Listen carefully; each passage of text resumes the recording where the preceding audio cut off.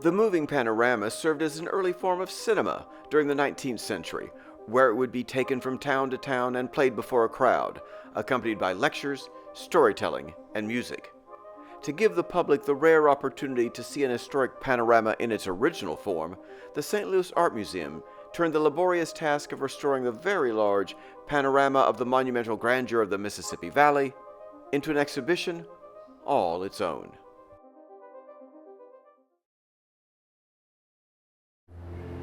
I think the visual arts are a wonderful way for people to express themselves, and this piece actually is a wonderful example of our shared history. This painting is a moving panorama. It's the last known remaining panorama of the Mississippi that we know of. Moving panoramas were a popular form of entertainment where the scene would be scrolled from one side to the other to show various scenes, and a narrator would be telling you about what was depicted in the scenes and what was happening.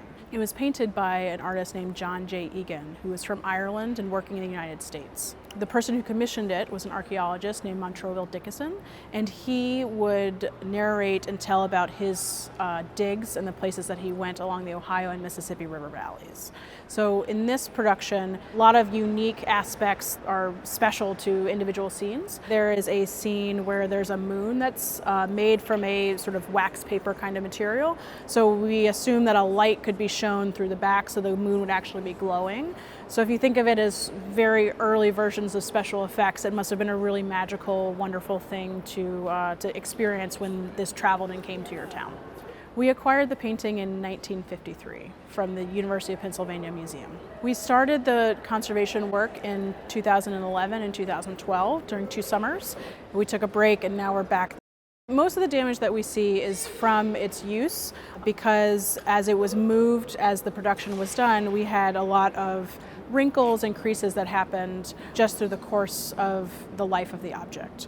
That's mostly what we are repairing, and it's a 2-step process. So the first step is a consolidation step. So we apply a dilute adhesive to secure the paint back to the canvas in the areas where it's loose. And the second step is in painting. So that's when we take new materials and fill in the areas of loss where the original is gone. It's a great thing that we're doing here to be able to not only restore the painting and make it look its best, but to give the visitors to the museum a wonderful opportunity to see the work that conservators do up close.